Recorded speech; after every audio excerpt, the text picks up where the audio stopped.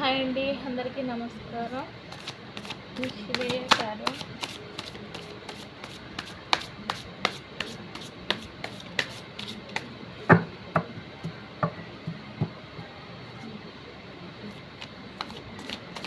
ఈరోజు మనం ఏం చెప్తున్నామా, ఎవరి గురించి చెప్తున్నామా అనేది కాస్త తెలుసుకుందామండి. ఓకే ఫ్రెండ్స్, ఇక్కడ మాత్రం చాలా ఎట్లా అంటే చాలా మటుకి ఎంతో సఫర్ అవుతుంది. ఎందుకంటే నా ఉద్దేశంలో నేను ఎంతో సంతోషంగా ఉన్నాను. ఈరోజు ఒంటరి పోరాటం చేయగలుగుతున్నాను, ఎందుకు ఇలా ఒంటరిగా ఆలోచిస్తున్నాను అని చెప్పేసి ఎంత డీప్గా ఆలోచనలో మాత్రం చాలా మటుకు ఉన్నదండి ఇక్కడ. నెక్స్ట్ ఇక్కడ నేను చేసింది ముందో వెనుకనో కానీ నేను చాలా మటుకు ఆలోచన చేయకుండా చాలా మటుకు డిప్రెషన్లో వెళ్ళిపోయాను, చాలా ముందుకు వెళ్ళిపోయాను. ఎటువంటి నిర్ణయం తీసుకోకుండా చాలా మటుకు ముందు అడిగేసాను. ఇప్పుడు అడిగేసిన తర్వాత నాకు ఎటువంటి దోయడం లేదు. ఏం చేయాలా, ఏం పని చేయాలా, ఏందని అర్థం అవ్వట్లేదు. అందుకే తగ్గముక్కలు ఏమంటారండి, చిక్కులో బాగున్నాను, తగ్గముక్కలు అవుతున్నాను. ఎటు దారి చూసుకోవాలి, ఎటు వెళ్ళాలి, ఎలా సంపాదించాలని చెప్పేసి చాలా మట్టుకి చాలా ఇబ్బందులు పడతారు ఇలా. నెక్స్ట్ వచ్చి ఇక్కడ నేను మాత్రము ఎంతో ఆలోచనలో మాత్రం చాలా ఆలోచన ఉంది. చాలా మటుకు ఎంతో ఆలోచన చేస్తున్నా. చాలా ఆలోచనలో కూడా నాకు ఎటువంటి డిప్రెషన్ అనేది కానస్తలేదు.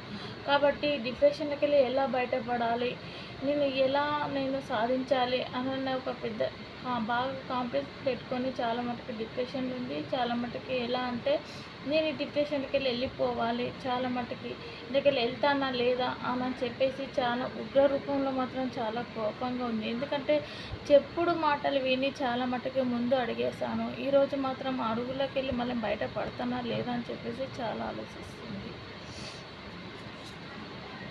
నెక్స్ట్ వచ్చి ఇక్కడ ఈరోజు నేను ఒక సముద్రంలో ఉన్నట్టు ఉండిపోయాను. ఈరోజు ఈ సముద్రంలో ఏది ముట్టాలన్న నాకు భయం ఉన్నట్టు, సముద్రంలో ఉన్నప్పుడు ఏది ముడితే ఎక్కడి నుండి ఏమొస్తుందో అని మనం భయపడతాం కదండి. సముద్రంలోకి వెళ్ళినాక ఏదైనా ముట్టాలంటే ఇది పాము, తేలు అన్నట్టు ముడతాము. కాబట్టి అలాగనే మన జీవితంలో కూడా తెలియకుండా అడిగేసినాక ఆ జీవితానికి వెళ్ళి బయటపడాలని ఎలా ఆలోచిస్తామో ఆ విధంగా ఇలా ఆలోచిస్తారండి.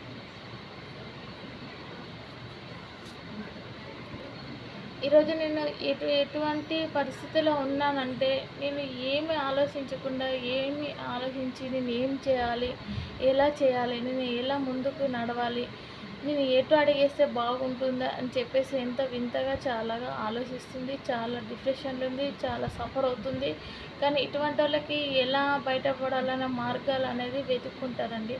అందుకే ఏదైనా ముందు చూసి ఆలోచన వేయాలి, తర్వాత ఎటువంటి ఆలోచన వస్తుందో ఏందా అనేది చాలా మట్టుకి మనము ఏదైనా ఆలోచించేటప్పుడు ముందు అడుగు ముందు అడిగేసి చాలా మటుకు ఆలోచన చేయాలి. చేసిన తర్వాతనే మనం ముందు అడిగేయాలి. ఏం చేయకుండా అడిగేసిన తర్వాత ఇవి ఇలా కూర్చొని ఆలోచించే తప్పితే ఏముండదు.